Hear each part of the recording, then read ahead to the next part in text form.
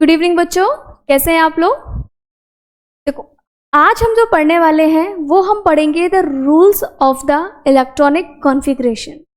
अभी तक जो हम पढ़ते आ रहे हैं 10th क्लास तक इलेक्ट्रॉनिक कॉन्फ़िगरेशन, वो हम अकॉर्डिंग टू शेल्स पढ़ते हैं।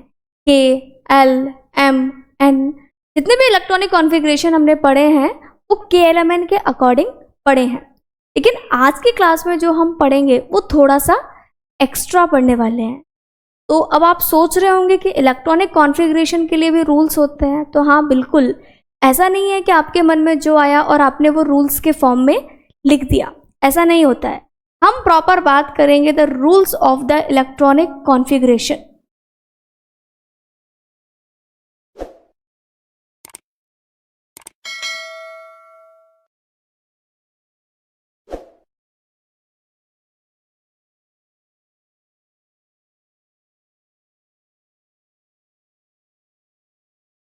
तो देखो, रूल्स की बात की जाए तो टोटल 3 रूल्स होते हैं जो कि इलेक्ट्रॉनिक कॉन्फ़िगरेशन पे बेस्ड होते हैं।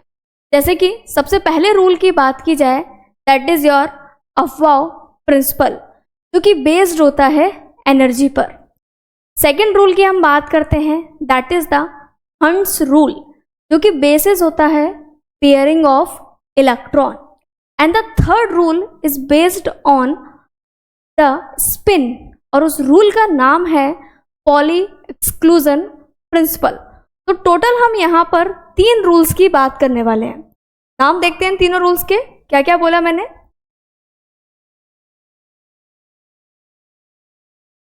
सबसे पहला हमारा जो रूल है इसका नाम है Aufbau principal.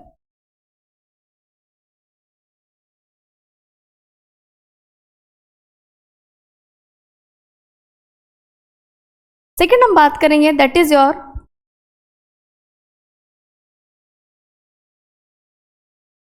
Hunts rule. And the third one is poly exclusion principal.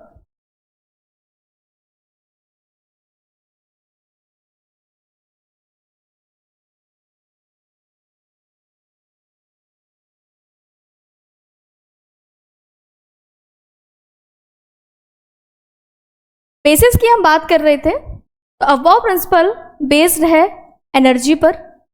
यह भी हम एक रफ आइडिया ले रहे हैं, फिर हम एक एक करके इन तीनों को समझेंगे, ठीक है। ये बेस्ड है हमारा एनर्जी पर।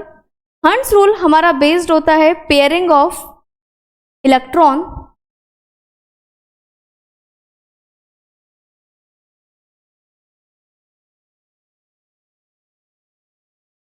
And it based on spin, कि भाई वो क्लॉकवाइज घूम रहा है या फिर एंटी क्लॉकवाइज घूम रहा है। तो ये हमारे 3 रूल्स हैं जो कि हमें पढ़ना है फॉर द इलेक्ट्रॉनिक कॉन्फ़िगरेशन। तो अब हम एक एक करके इन तीनों रूल्स के बारे में समझेंगे, ठीक है। चलिए,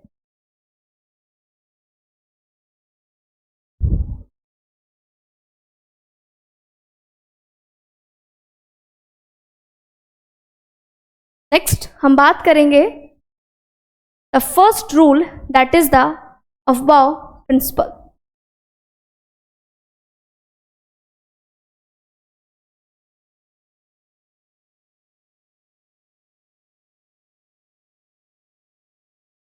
तो अफबाउ प्रिंसिपल अभी हमने बात करी किस पे बेस्ड होता है, एनर्जी पर बेस्ड होता है। पर एनर्जी पर किस तरीके से बेस्ड होगा कि भाई जिसकी एनर्जी कम है, क्या बोल रहे हैं हम, जिसकी एनर्जी कम है वो पहले आएगा। पर कैसे डिसाइड होगा कि किसकी एनर्जी कम है, तो यहाँ पर हम यूज करते हैं the N+L rule. Last class के अंदर हमने N और L के बारे में पढ़ा था, जो कि हमारे क्वांटम नंबर्स हैं। N हमें बताता था प्रिंसिपल क्वांटम नंबर, जो कि शेल्स के बारे में बताता है कि किस सेल के अंदर इलेक्ट्रॉन फिल है। एंड L हमें बताता था एजीम्यूथुअल क्वांटम नंबर, जो कि सबशेल के बारे में बताएगा। तो अब हमें क्या करना है, हमें एडिशन करना है n प्लस एल का, और n प्लस एल के एडिशन से हम ये देखेंगे जो जो वैल्यूज हमें मिल रही हैं उसके अकॉर्डिंग आंसर्स आएंगे। जस्ट टेक सम एग्जांपल्स और उसके बाद आपको ये जो पॉइंट है वो क्लियर हो जाएगा। ओके, नाउ एग्जांपल मैंने लिया 2s 3p 4d 5s 6p 6d। ये मैंने रैंडम ऑर्बिटल्स ले लिए। अभी मुझे नहीं पता है कौन ज़्यादा है कौन कम है, हम एक एक करके इन सब के बारे में पढ़ते हैं। ठीक है, चलो वैल्यूज लिखेंगे। पहले हम n की वैल्यू लिखेंगे, देन l की, देन n प्लस l की वैल्यू को हम समझेंगे। एक एक करके हम इस सारा आइडिया यहाँ पर लेने वाले हैं।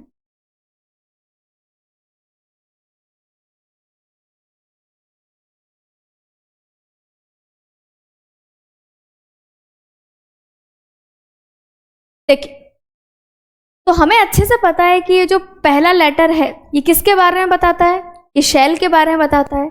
यानी कि जो n की वैल्यू है वो क्या हो जाएगी, 2 हो जाएगी। इसी तरीके से इस केस में 3 4 5 6 एंड अगेन 6। ठीक है, जो स्टार्टिंग में आपको नंबर दिखाई दे रहा है ये नंबर सेल्स को रिप्रेजेंट करता है। और हमने बात करी जो n है एक प्रिंसिपल क्वांटम नंबर है जो कि सेल के बारे में बताता है।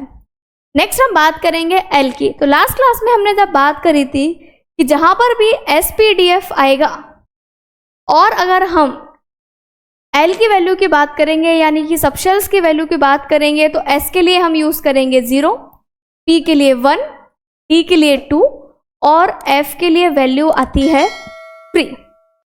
तो चलो एस के लिए क्या आएगा 0, पी के लिए 1, टी के लिए 2, again S 0, P 1, T 2, right. चलो अब क्या करना है, अब तो बस एडिशन करना है। फटाफट से हम करते हैं एडिशन। यहाँ पे कितना आ गया 2 4 6 5 7 8। Now we use the formula n plus l. मुझे कुछ वैल्यूज यहाँ पर दिखाई दे रही हैं n प्लस एल रूल की, राइट। तो अबव प्रिंसिपल क्या बोलता है कि जिसकी n प्लस एल की वैल्यू कम है, क्या बोल रहे हैं हम यहाँ पर, जहां पर n प्लस एल की वैल्यू कम है वो सबसे कम एनर्जी रखेगा, वो सबशेल सबसे कम एनर्जी को रखेगा। तो अगर मुझे अरेंज करना है according to the increasing order of the orbitals तो हम क्या करेंगे, n प्लस एल की वैल्यू को देखेंगे। तो चलो इनको हम अरेंज करते हैं according to the energy.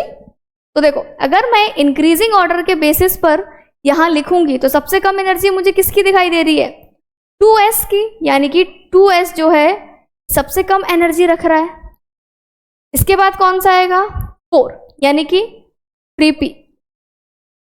Next क्या है 5 यानी कि 5s। इसके बाद क्या आएगा 6 यानी कि 4d। इसके बाद बात करेंगे 7 यानी कि 6p and at the end क्या आएगा 6t।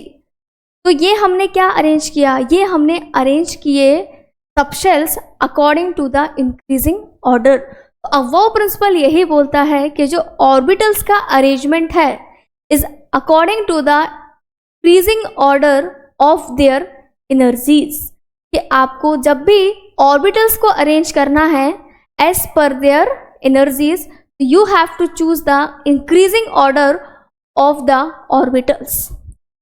इसको रिप्रेजेंट करने का इन्होंने बहुत एक अच्छा तरीका बताया था जिससे कि हम बहुत इजीली याद कर पाते हैं कि हमें इलेक्ट्रॉनिक कॉन्फ़िगरेशन कैसे करना है, किसकी एनर्जी कम है किसकी एनर्जी ज़्यादा है। तो हम उस तरीके को देखेंगे। तो ये तो था हमारा पहला रूल, इसके अंदर हमने n प्लस एल रूल के बारे में बात करी है। चलिए नेक्स्ट की हम बात करते हैं। तो पहला रूल हमारा क्लियर हो गया, लेस एनर्जी यानी कि less value of n plus L having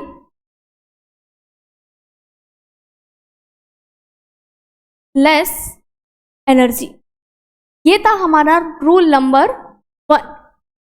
second rule के केस में बात करें, अगर मान लीजिए n प्लस एल की वैल्यू सेम आ रही है, ठीक है, लेट्स टेक सम एग्जांपल। क्या बोला मैंने? If the value of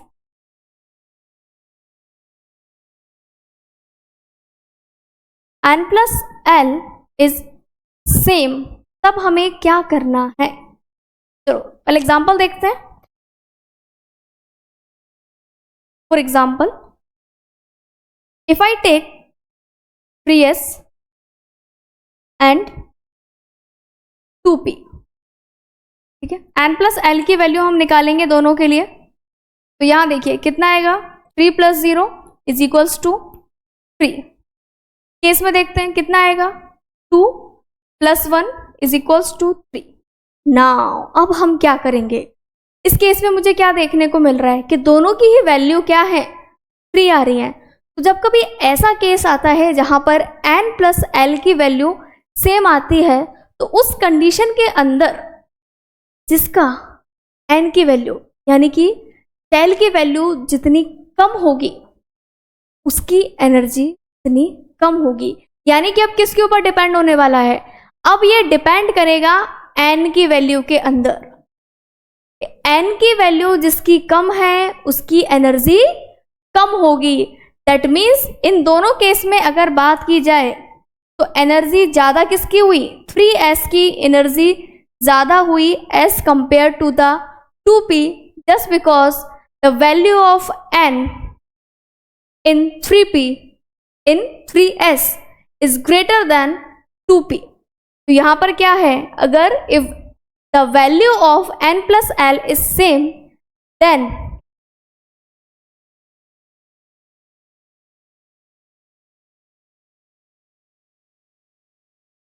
the lesser value of n having low energy। क्या बोला जा रहा है कि भाई अगर n की वैल्यू कम होगी एनर्जी भी कम होगी, इसीलिए 2p की एनर्जी कम थी, 3s की एनर्जी ज़्यादा थी। तो ये दो लॉ थे जो कि अब्बाउ प्रिंसिपल ने अब्बाउ ने दिए थे और उसके बेसिस पर ये अब्बाउ प्रिंसिपल कहलाया था। ठीक है, ये दोनों रूल्स किसके अंदर आते हैं? अब्बाउ के अंदर आते हैं। चलिए नेक्स्ट की हम बात करते हैं जिसके अंदर हम रिप्रेजेंटेशन की बात करेंगे, रिप्रेजेंटेशन ऑफ ऑर्बिटल।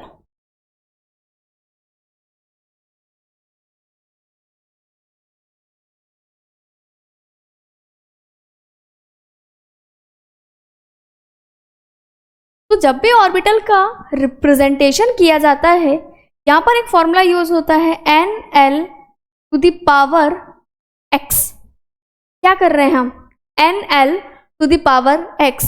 हमें अच्छे से पता है n क्या है, शेल को रिप्रेजेंट करता है, L क्या है, सब शेल को रिप्रेजेंट करता है, और x रिप्रेजेंट करेगा नंबर ऑफ इलेक्ट्रॉन्स को, कि कितने नंबर ऑफ इलेक्ट्रॉन उस पर्टिकुलर ऑर्बिटल के अंदर प्रेजेंट है। ये वैल्यू कौन बताने वाला है?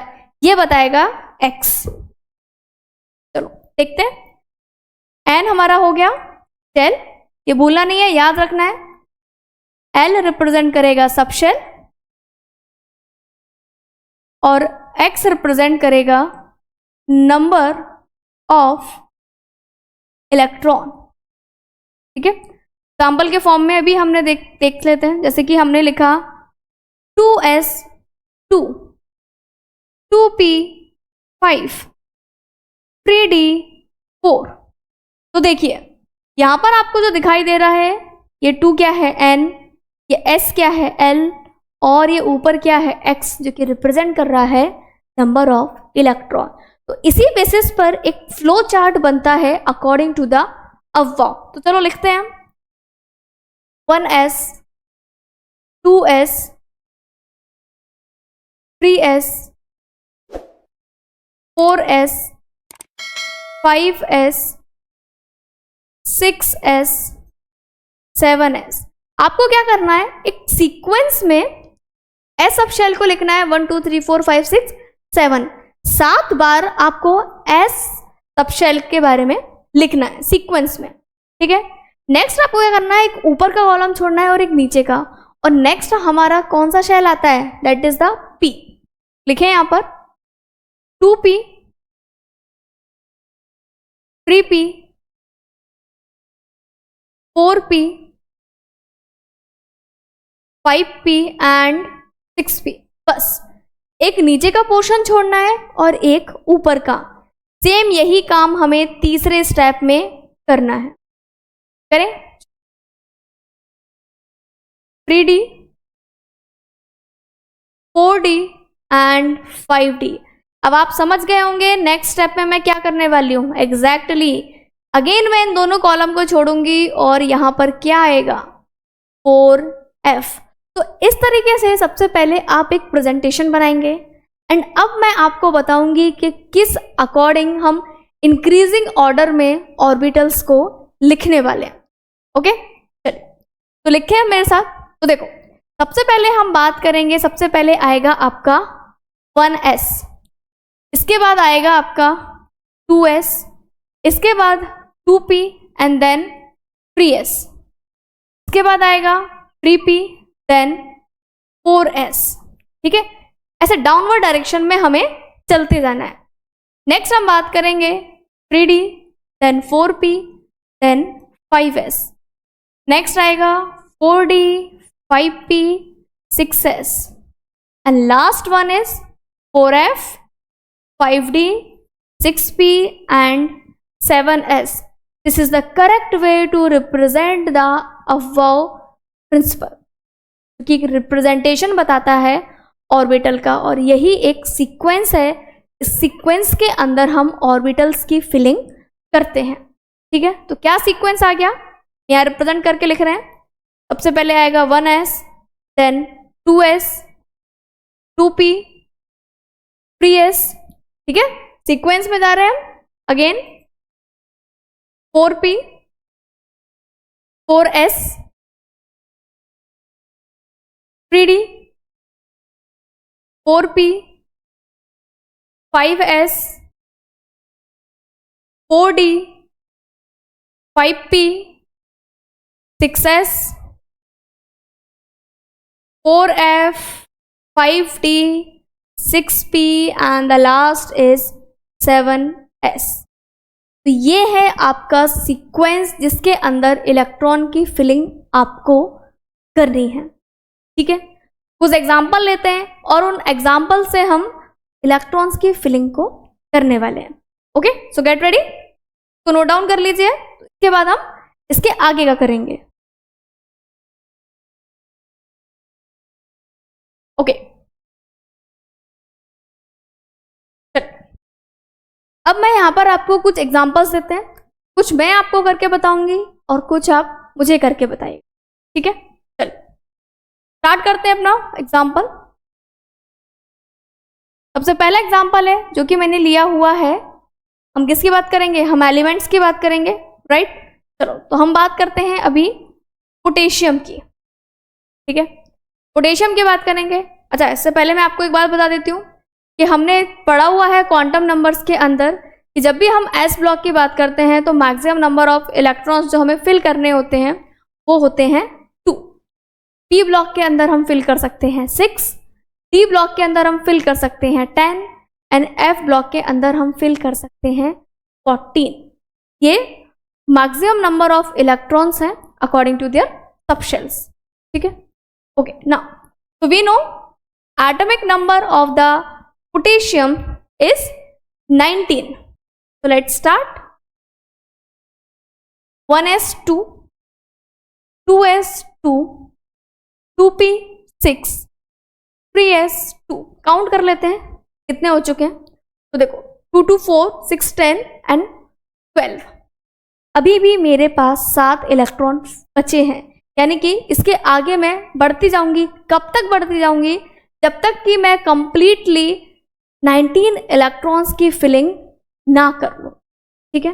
तो 1s2 2s2 2p6 3p6 6 and 4s1.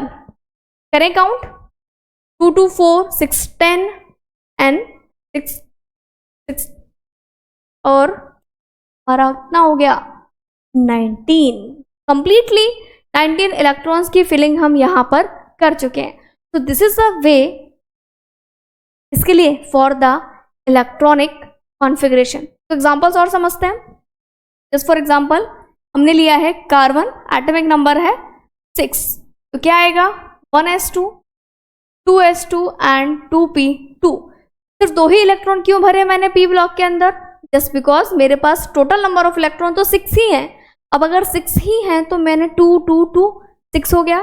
जब एक्स्ट्रा इलेक्ट्रॉन है ही नहीं तो हम फिलिंग भी नहीं करेंगे, हम वहीं पर रुक जाएंगे. जैसे कि हमने अभी ऊपर पोटेशियम के केस में देखा, वहां पर मैंने 4s1 लिखा है, जबकि s के अंदर मैक्सिमम नंबर ऑफ इलेक्ट्रॉन्स मैं 2 भर सकती थी, बट मेरे पास इलेक्ट्रॉन नहीं है. एक और एग्जांपल देखते हैं. Aluminium is 13. Let's change the color. Start. 1s2 2s2 2p6 कितना हो गया 10. अब क्या आएगा 3s2 एंड 3p1. ये हो गए हमारे टोटल 30 इलेक्ट्रॉन. इसी तरीके से आप मुझे कुछ और करके बताएंगे. That is your homework question, right? For example हम लेंगे यहाँ पर कैल्शियम, एटॉमिक नंबर है 20, ऑक्सीजन एटॉमिक नंबर है 8, बेरिलियम एटॉमिक नंबर है 4, और हम बात करेंगे नाइट्रोजन, एटॉमिक नंबर है 7, सिलिकॉन एटॉमिक नंबर है 14. ये कुछ 5 एलिमेंट्स हैं जिनके बारे में आपको लिखना है, और वो भी क्या लिखना है, इलेक्ट्रॉनिक कॉन्फ़िगरेशन. तो ये था हमारा अबव प्रिंसिपल, और अबव प्रिंसिपल के अकॉर्डिंग हम according to the increasing order of the energy orbitals की फिलिंग करेंगे. इलेक्ट्रॉन्स हम धीरे धीरे इसी तरीके से फिल करते हैं. तो मूव करते हैं हम अपने सेकेंड लॉ की तरफ, जो कि है हंट्स रूल.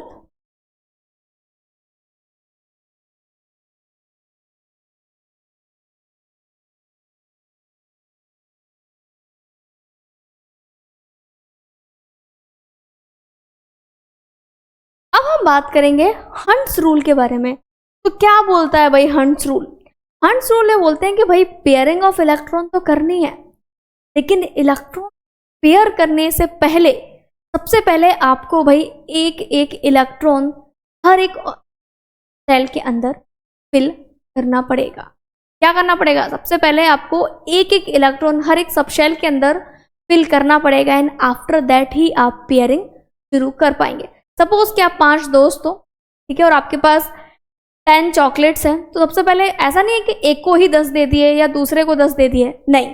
सबसे पहले आप क्या करेंगे, इक्वली डिवाइड करेंगे. सबसे पहले आप एक एक चॉकलेट 5 बच्चों को देंगे, एंड अगेन जो 5 बच रहे हैं फिर आप एक एक देंगे. तो कुछ ऐसी ही बात बोलता है Hunt.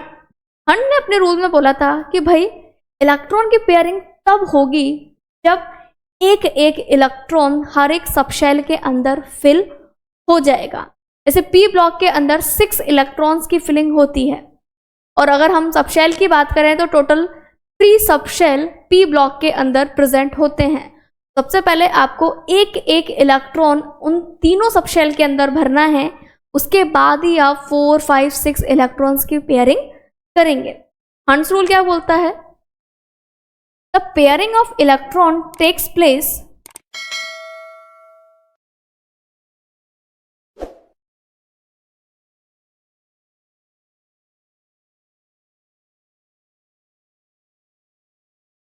the pairing of electron takes place after the singly filled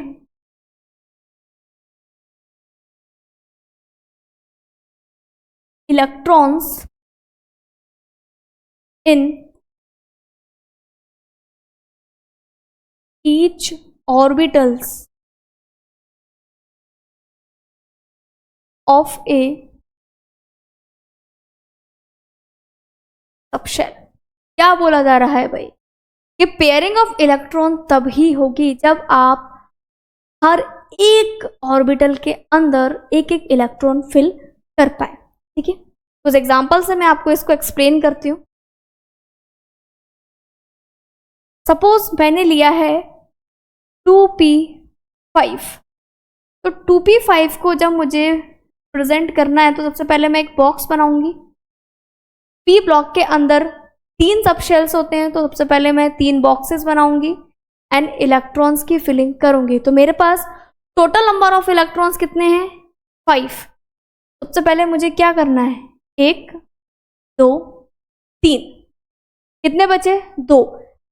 start करेंगे दोबारा से, और एक बार मैं क्लॉकवाइज फिल कर चुकी हूँ, दोबारा मैं क्लॉकवाइज नहीं फिल करूंगी।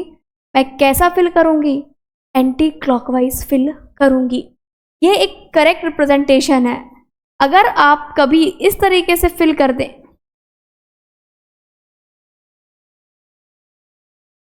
तो ये गलत है।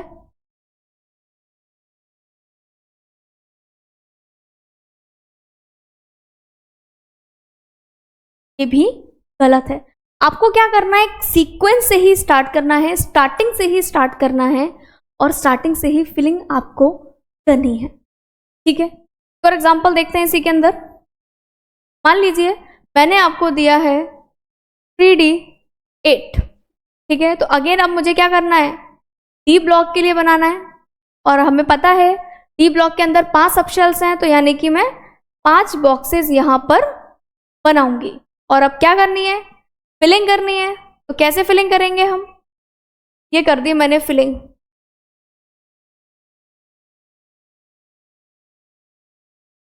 बताइए, बताना जरा इसमें से कौन सा सही है।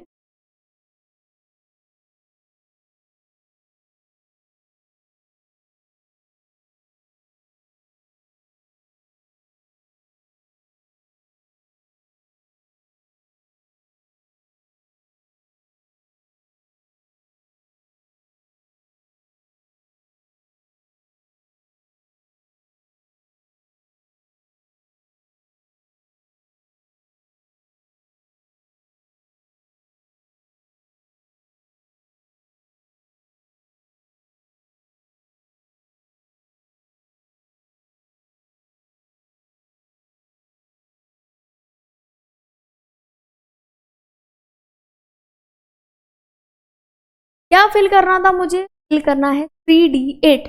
तो क्या 5 आपको सबशेल्स दिख रहे हैं सब में? हाँ भाई, सबके अंदर 5 सबशेल्स हैं। टोटल नंबर ऑफ इलेक्ट्रॉन्स कितने होने चाहिए? 8 होने चाहिए। देखिए भाई, एक एक सब में है। लेकिन यहाँ मुझे क्या दिख रहा है? ये यहाँ आ गया है, जो कि कैसा है? गलत है। ये कहाँ होना चाहिए था? यहाँ होना चाहिए। सेकंड वाला कैसा है? गलत है, बिकॉज ये कैसा रह गया? खाली रह गया। अच्छा, थर्ड वाला आपको दिख रहा होगा और एकदम सही भी लग रहा होगा बहुत सारे लोगों को, बट गलती यहाँ पर क्या है कि फर्स्ट आप देखेंगे बॉक्स के अंदर दोनों ही क्लॉकवाइज हैं, और दोनों इलेक्ट्रॉन क्लॉकवाइज नहीं हो सकते। एक इलेक्ट्रॉन होगा क्लॉकवाइज और दूसरा इलेक्ट्रॉन होगा anti clockwise. Due to that reason ये वाला भी आंसर नहीं होगा। लास्ट केस में अगर मैं देखूं, एंटी क्लॉकवाइज और ये सिंगल फिल्ड है। सबसे पहले हमने पांचों एक सिंगली फिल्ड किए एंड आफ्टर दैट पेयरिंग शुरू करी, और यही तो हमारा हंट्स रूल बोलता है। इस अकॉर्डिंग हमारा ये जो 5th वाला है, यानी कि ये जो 4th वाला ऑप्शन है, ये एब्सोल्युटली करेक्ट है। ठीक है, तो और एग्जांपल्स देखेंगे हम।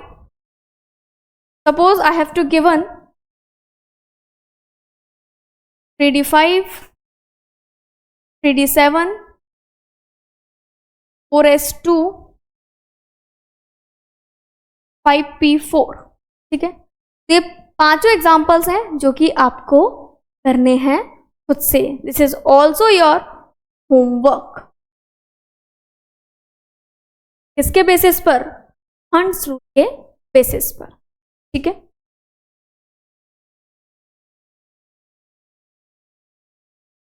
आइए लास्ट और फाइनल रूल की हम बात करेंगे, जो कि है हमारा poly exclusion principal.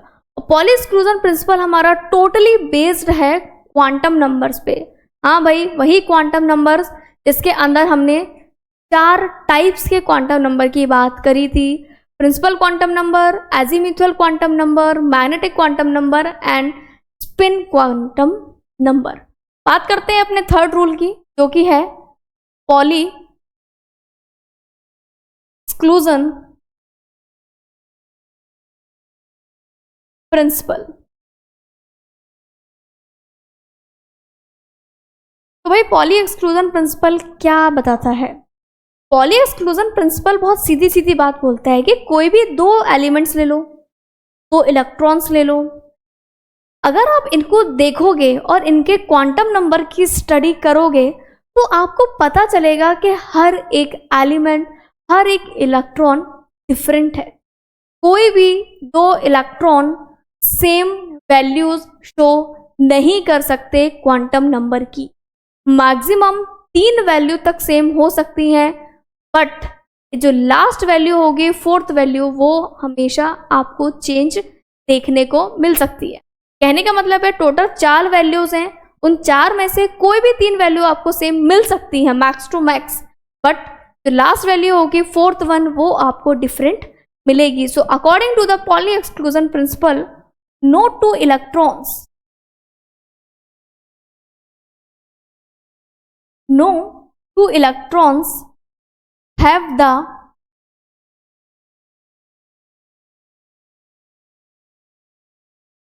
same value of all 4 quantum numbers. कि कोई भी 2 इलेक्ट्रॉन्स हैं उनकी सेम वैल्यू नहीं हो सकती। The statement is said by the poly, और यही है पॉली एक्सक्लूजन प्रिंसिपल। क्या बोला है? Maximum 3 values can be same, but the last one is different. Okay, examples देखते हैं। एग्जाम्पल्स की स्टडी करेंगे हम। सपोज मैंने लिया है 2p2 एंड 3p2, ठीक है। ये 2 इलेक्ट्रॉन्स हैं जिनकी मुझे स्टडी करनी है। एक है 2p2 और एक है 3p2। देखें भाई, 2p2 की पहले स्टडी करते हैं। चारों क्वांटम नंबर्स की वैल्यू मैं इसके लिए लिखने वाली हूं, n, l, m और s। कैसे लिखेंगे? सबसे पहले इस 2p2 के लिए एक बॉक्स बनाया जाएगा, इलेक्ट्रॉन्स की फिलिंग की जाएगी।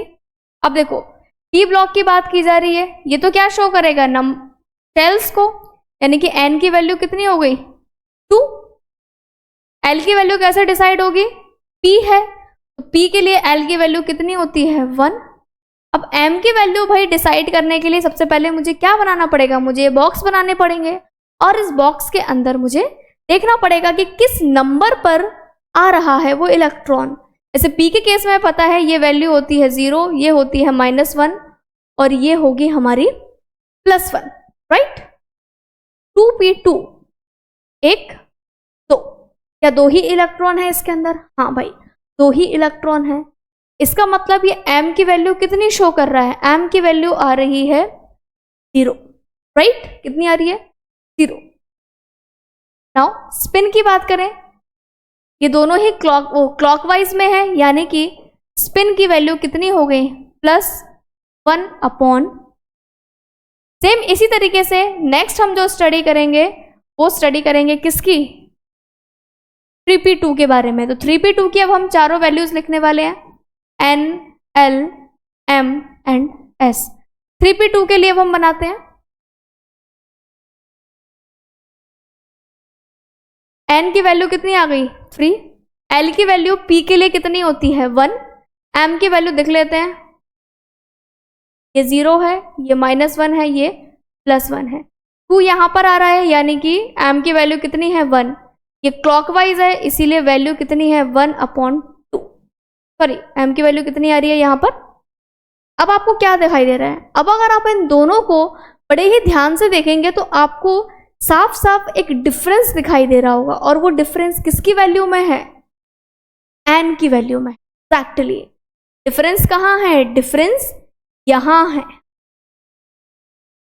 l की वैल्यू सेम है, m की वैल्यू सेम है, s की वैल्यू सेम है। क्या बोला था मैंने, मैक्सिमम 3 वैल्यू सेम हो सकती हैं, बट जो चौथी वैल्यू होगी वो डिफरेंट होगी, इसीलिए कोई भी 2 इलेक्ट्रॉन सेम नहीं हो सकते। आपको साफ साफ दिखाई दे रहा है कि दोनों का जो शेल है उसकी वैल्यू डिफरेंट है।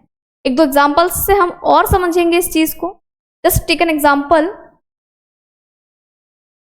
4d5